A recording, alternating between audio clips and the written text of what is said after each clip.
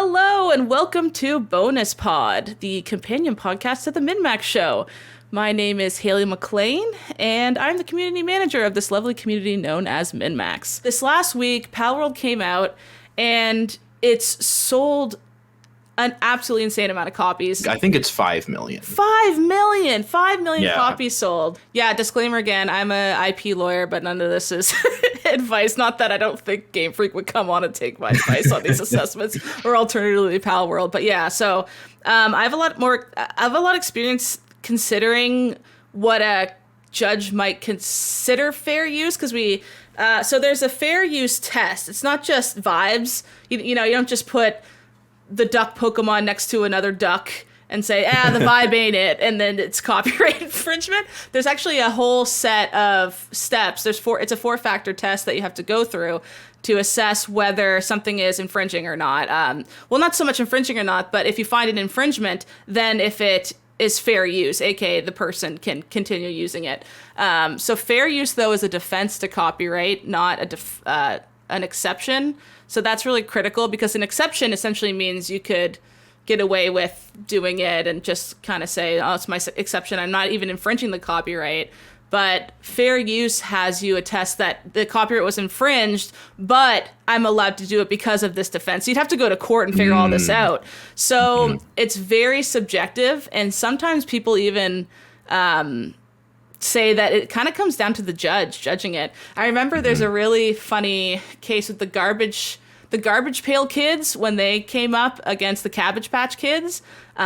Most legal scholars were saying that should be fair use because of a parody, right? They were making fun of the original work, blah, blah, blah. But the judge really didn't like it, so he said it was an infringement. So it's all these legal steps, but that is to say you could go to court and it could go either way depending on the judge's analysis of all the factor tests against the two works to see if they're too similar or not. I wrote down the fair use tests. So for example, there's one that looked just like Luxray. It's like the lion Pokemon, if people don't know what I'm talking about. So Luxray was on one side, I saw in that thread, and then the other Pokemon that's theirs, I don't even know its name, probably Liony or, who cares? So if we were just to take those two and just say, judge, there's an infringement here, let's move forward. Like they're nearly identical. I think those two were the most egregious, was the Luxray one, in my personal opinion. So the judge would have to look at it, and the first step is the purpose and character of the use. So is Palworld putting new meaning to a lion Pokemon? Is there some new spin, new depth? And that's kind of where parody comes into it. Like Spaceballs took Star Wars, but then had its own meaning. It was like satirical and humorful and did all this. It had a new meaning to the original work. Is there any value added? Or is it just copying it? Is like the first step. So you can already see how that could go 12 million different ways. Like one person could argue yes, one person could argue no, based on a whole bunch of different factors. And then the nature of the copyrighted work is step 2. So that's more to do, that one's really good with like journalism stuff. So if you were copying facts from someone, that's usually okay because, facts are facts. It's not someone's creative work that they're putting on. Maybe they arrange the facts in a certain way to look pleasing in a journalistic article, but I could then write about the same facts and it's not copyright infringement if XYZ, I put my own spin on it.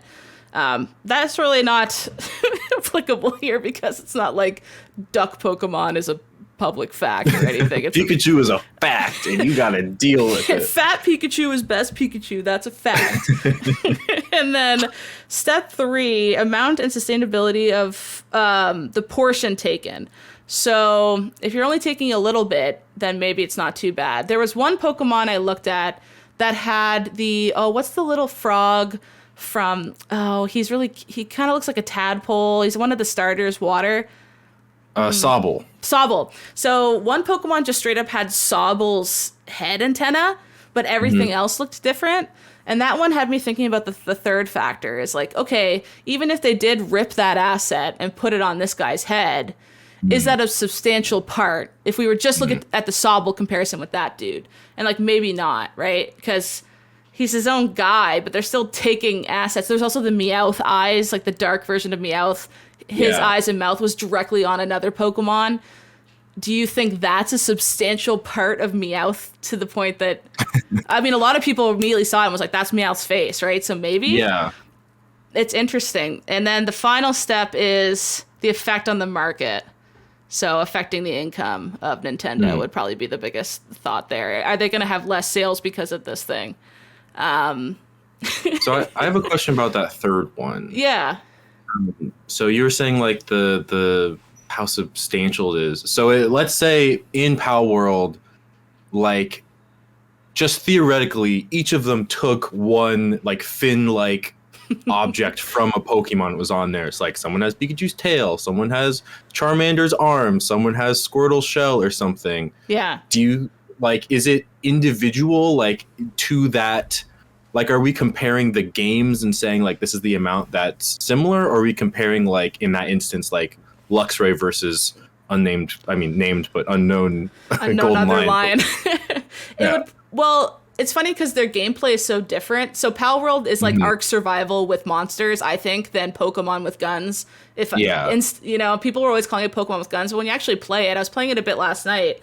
It's just survival game, and like the little pals, the Pokemons, could be replaced with a robot. Like they don't really matter. It's just collecting them, and then you put them to work in your little camps, and they do labor for you all day. It's kind of like depressing, honestly. When I was playing it, I was like, this isn't the spirit of collecting monsters I've come to learn. But I think to your question, to me it would probably be easier to tackle it from a asset via asset perspective.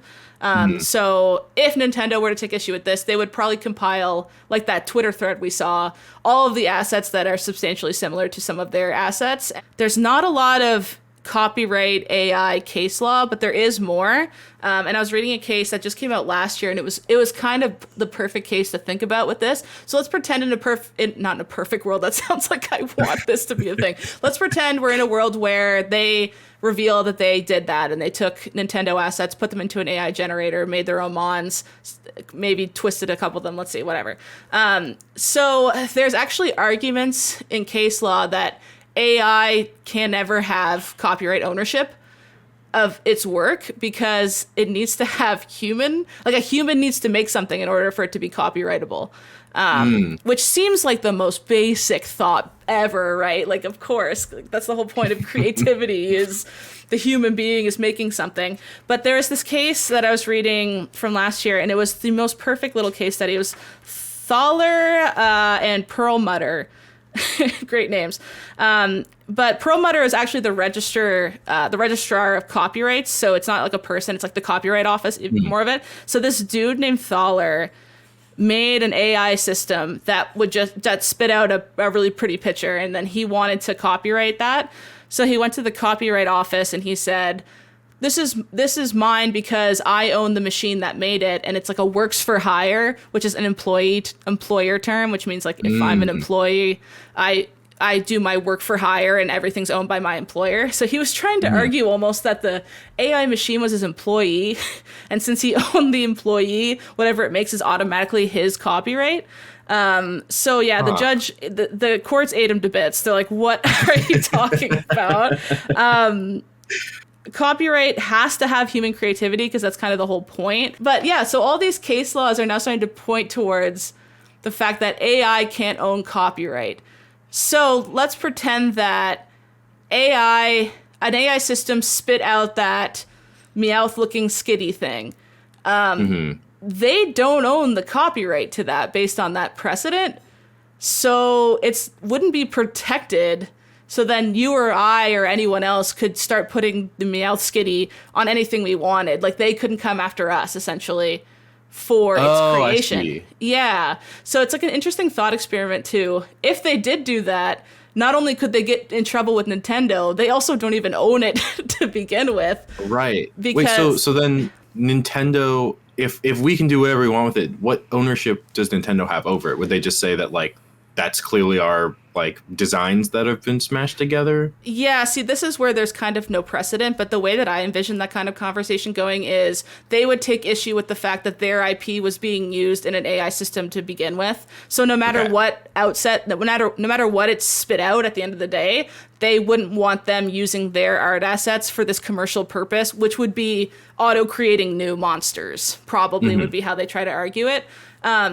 But then the interesting thought there is if they do tweak it a little, say if it spat out the Empoleon looking one and it looked too much like Empoleon, and then they took the time to kind of add a little flair to it, change it a little bit, like then it might have its own originality, but you'd have to do it on a case-by-case basis for every monster to make sure it was still fair use. And like it's just like the most convoluted, weird thing happening. And I'm hearing a lot of people talk about it in a legal way. And like I heard one person on TikTok, they were like, oh, it's just parody of Pokemon, so they're allowed to do it. I was like, you think Palworld's a parody of Pokemon? No, it's not. What commentary are they providing on the Pokemon? It's just the most interesting thing to me. If you thought, hey, this video wasn't bad, well, there's a whole lot more like it on MinnMax's YouTube channel. Please help us out by subscribing to our channel and checking out the MinnMax Show podcast, also available on your favorite podcast app, the best, most thorough discussion about games on the internet with the deepest dive, our monthly community trivia show with prizes called Trivia Tower, and a whole lot more. Thanks so much for your support, everybody. All you gotta do is click that subscribe button. We'd really appreciate it.